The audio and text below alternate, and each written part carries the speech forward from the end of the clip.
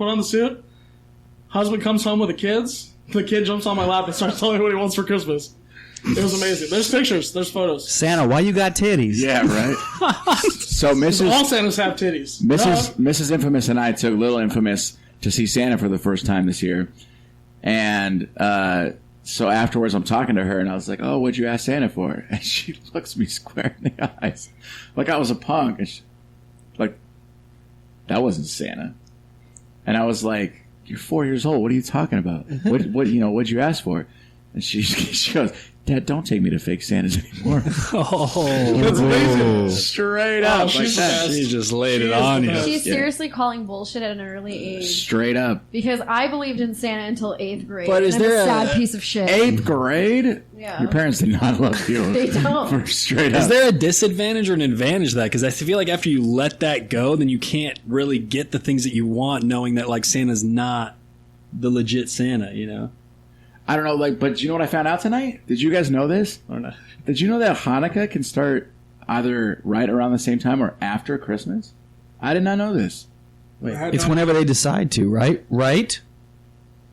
To the Yes. We're at to the the Jew Jew in the room. or Yeah, so that particular Jew is the one that filled me in on this scoop, is that this year, Hanukkah starts on December 24th, and she told me that it can start all the way in January. And I'm like, well, that's some delayed shit. I always thought Hanukkah was before Christmas.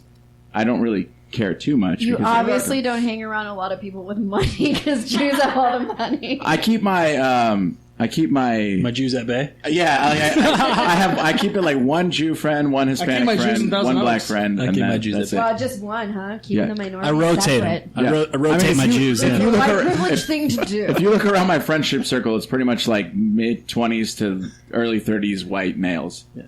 That's the show. No chauvinistic misogyny there. Hey, we diversified it by adding you, and now you're leaving to do your own shit. Ooh, damn. Feel the I burn. got self-promoted by You know what? It was my idea because you earned it. Because you deserve it. I'm smiling right now. We had a corporate meeting. We did have a meeting. We went to the corporate office. I'll have you know that the entire collective table here thought you were the right person to do it. Do we have another choice? I mean, look at our other alternatives. It's like Trump and Hillary. It was either you or Oggy. Trump and Hillary? And we felt like Oggy would only give it 50-50. But because I only would be here 50% of the time. Speaking of 50-50, though, tonight's topic, we brought Michele Stevenson back in. She'll still pop into our show from time to time. We're kind of going to look at the Infamous Chronicles as like the Avengers of our podcast slate. So we come together to handle the big shit, but everyone's kind of got their own solo movies. So for those of you that aren't following Infamousworks, we've got... So am I Spider-Man? You be whoever you want. Whoever you want. But if I had to like label you with something, I'd say you're more Black Widow, not because she's a woman, because she's a badass. Yeah. I'll take that. Yeah. I'll take that, Black Widow. Augie's Thor all day long, for sure. Damn it, I would have guessed Luke Cage. No, you're Thor for sure. Who gives the least fucks? That would be PSac. Who gives the least Iron fucks? Man. No. Who's the faggot with the Deadpool, arrow, the bow and arrow? Hawkeye. Hawkeye. PSac can't be Hawkeye. No. No, 'Cause PSac is Jester Deadpool. would definitely be Iron Man. For sure, because he's like so self-centered. But I say that with all love. Tony Stark, Yeah, right? you're- Yeah, you fucking arrogant bastard. Yeah. I don't know. Maybe you're Ant-Man because... I think he's Deadpool. Oh. That's a good word to be. That's a But good whoa. But this guy's never been in love. So it couldn't work. Arguably, Deadpool's a whore. was Deadpool really in love, or did she just have a year-long gangbang sesh with this chick? He was really in love, dude. Hey, you don't get as fucked up as I have if you haven't been at least once. There you go. That's the first time I've ever heard PSac admit that out loud. I like that. So speaking of love, tonight we're going to talk about the road that gets you from single to love. And I've been having casual conversations with both PSac and Jester about this, and we decided this was a good topic, so we invited Stevenson on to give her anti on whatever we say. Okay. So tonight we're going to be talking... Okay, so really quick, before I get ahead of myself, we got 4 new shows. We have 4 shows total in the canon. So in case you're not following us all the way through, The Infamous Chronicles, our team member Casey Moran has his own show called Discussing Depression. It's done really well. It's available on iHeartRadio, iTunes, and Google Play. It's about different cases of mental illness. He's got a lot of awesome guests. Jonathan Lipnicki from Jerry Maguire just came on the show. Daniel Savory from Tyler Perry's show Too Close to Home. He's doing a lot of great things on that. Oggy Rox, myself, and former Infamous Chronicles member Maestro, we have our own show that we're doing, and then Michele has her Chronicles show. What is the name of our show with the Maestro? It's undecided as the airing of this episode. I did a study group, and they like citrus aftertaste. I like just straight citrus. That's fine too. Yeah. Why are you naming it citrus? I'll tell you after. There's a good reason though. Okay. And then It's a whole thing that happened when it was all originally happening. Yeah. And then our last... That makes any sense. It's like Lemonade from Beyonce. It actually has to do with buttholes, believe it or not. Yeah. It legitimately has to do with buttholes. And then our last new show, Scotty G and PSac and Todd are going to be later in the spring of 2017 going down the road of doing a conspiracy theory-based type show behind the scenes. Aliens, Area 51. Government conspiracies. We're really excited about it. The Infamous Chronicles has been in production now as of next month. 4 years we've been doing this show. On and off. On and off. On and off. Don't give us too much credit. For 4 years of production. Shut up. And so now we've taken this kitchen table project into 5 great shows with 5 really great people leading Whoa. them. We took this kitchen table project to the couch and now to the office. To the office, baby. Yeah. Why didn't you talk about my solo project? Do you have a solo? Why didn't you talk about me? Your solo project. Why didn't you talk about me? You don't remember we talked about jacking off with Jester? You don't remember that one? The midnight special? What it's going to be is just sounds of him masturbating. Yeah. Over and over. And you have to figure out what position he's doing it in. Just chopped and screwed. Chopped and screwed. Is that what it sounds like? Is that the masturbating sound you were doing in the corner? All right. So tonight we're going to talk about the investment of dating. And what it is the cost and return on investment when it comes to a gentleman courting, dating, and being in a relationship with a female.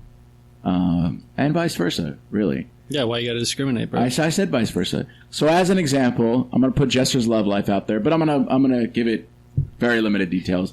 He's dating a couple people right now that have a little high financial expectations of him, and he's found it to be a little unfair. He gave me the example that led to this whole episode of if he were to start dating somebody that worked with him and they were making the same amount of money and they started dating, they went out on a date for drinks or something, she would still expect him to pay for the drinks, the dinner, the Uber ride, the whole 9, and they make the same amount of money and they're not even in a relationship yet.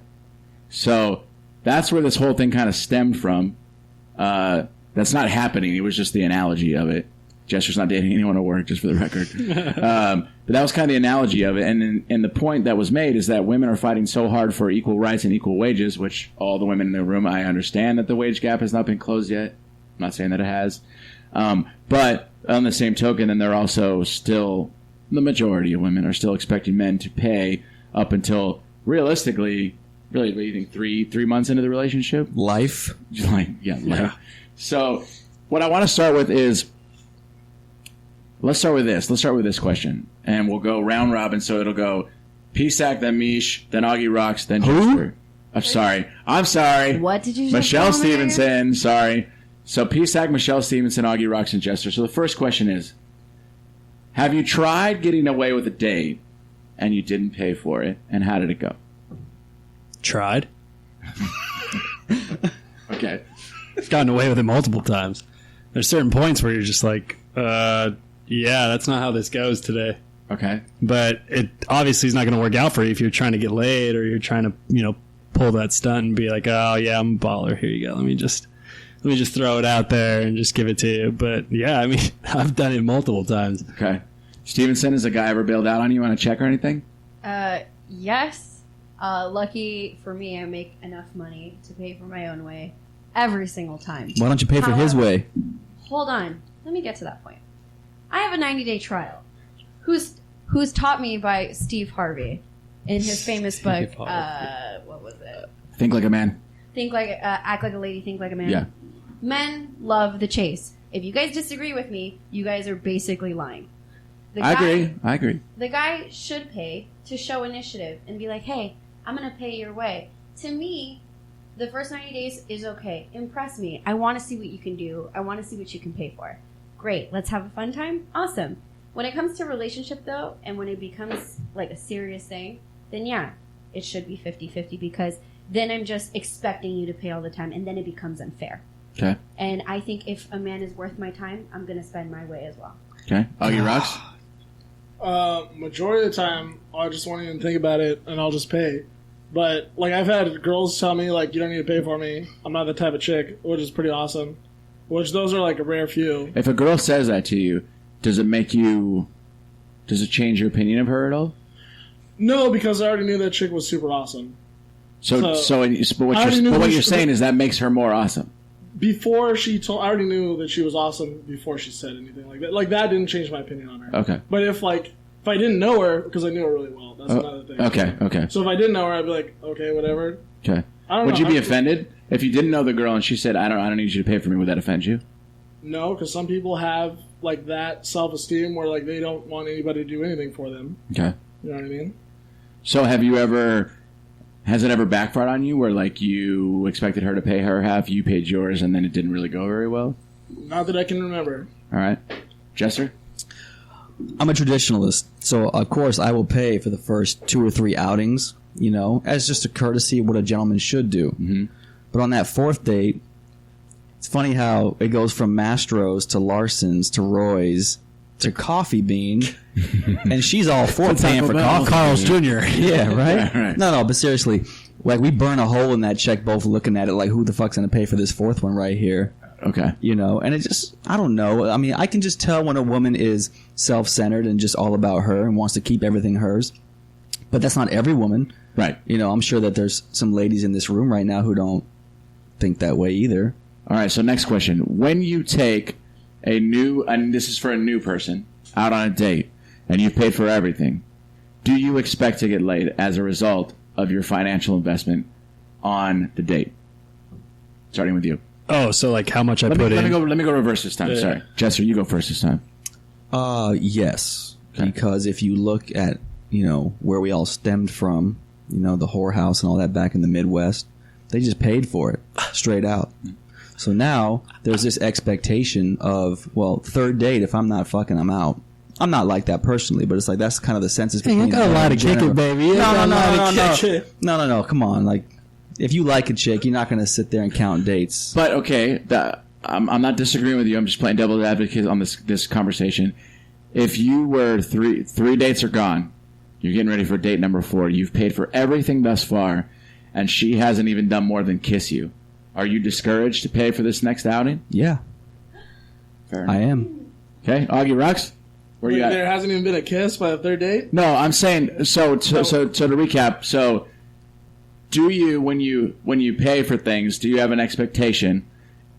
Do you feel bad about that expectation? And at what point do you just hit the limit when you're like, it's date number 3, I paid for everything, and I'm still not even past the kiss? I really don't have expectations. Okay. I just kind of read the other person and see where I'm at. You know what I mean? And Okay. if I want to continue seeing that person and investing my time, which is more important than money, in someone. Great point. Stevenson? That's kind of different for you. So Same I question. guess the way I would ask you is, are you aware that expectation exists? Is it pressure on you? And do you feel that those kind of gestures advocate an advancement that would otherwise not exist? I know that expectation exists. However, if a guy implies it, I'm done. Oh, we're not gonna fuck because I paid for dinner? Somebody straight asked you that? No. It's been implied in another form of saying, Damn. but yes, it's been implied. However, the minute that is said or said in some passive-aggressive tone, I'm done. You're treating me like a prostitute because you're like, I'm paying for food. I gotta fuck you. No, go fuck yourself. Like, Good point. food doesn't mean fuck. Sorry.